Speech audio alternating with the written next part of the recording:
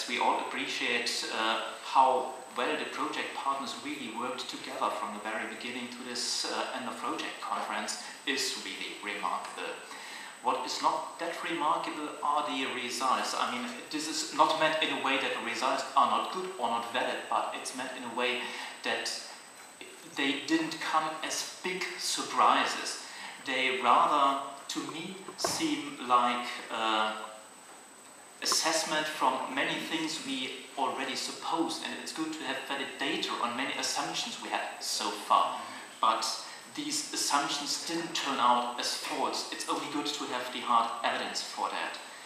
Which might be seen as a reprise is one thing that is already being mentioned as one of the contradictory observations in the presentations this afternoon.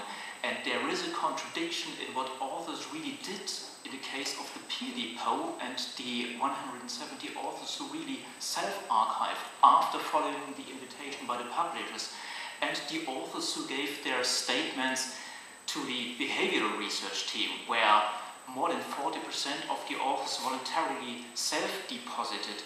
And that, of course, leads to the question, where are the motivations by those authors that didn't follow the invitations by the publishers? And of course, there is a specific methodological set in the peer depot, and they, of course, only gained data from those authors that followed the invitation to deposit in the peer depot, and they didn't have any systematic way of measuring what authors, for example, did when they deposited in their institutional repositories or in disciplinary repositories. And maybe it would be well worth to follow that. On the other hand, I think we all need to ask the question, is it worth following that, or is it worth on making these huge differences between the green way of open access and the golden way of open access and the hybrid model of open access?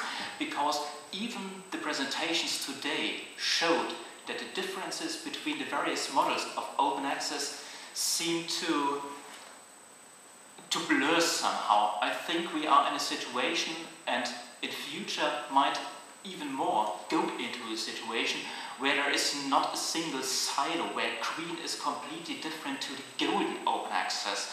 Because if you, for example, look at what universities already do, if they, for example, negotiate a license for gold open access, of course it includes a provision whereby the publisher, for example, deposits the golden open access articles into the repository of the university, which of course shows you there is already the link.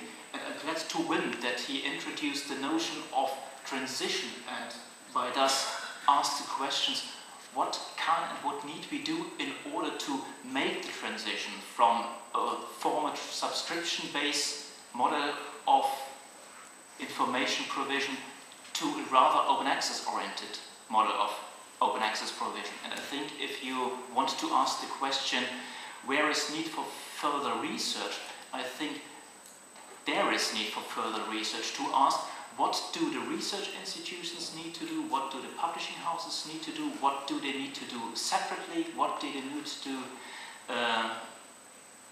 in cooperation and in collaborative efforts to shift the processes from the one model to the other model. And that, of course, leads to the question, what does it mean for the community? The question is not that easy to answer for me, because that, of course, leads to the question, who is our community? Is it the authors, which we serve as research funded? Is it the libraries, because we also fund many activities in the libraries? Or is it the community of the research funding agencies? And I think, depending on whom you see as community, you could give very many different answers. But because Anu asked in the very beginning, and when he presented the people here sitting on the table, to just briefly inform you about activities that go on at the research community level, it might be worthwhile to point out that, of course, we all consider how to shape the transition to open access, and especially Science Europe, which has been founded in autumn last year, has an open access group which is at the moment in the process of considering how to shape this future transition. And this does not only happen on a European level, but that also happens on a global level.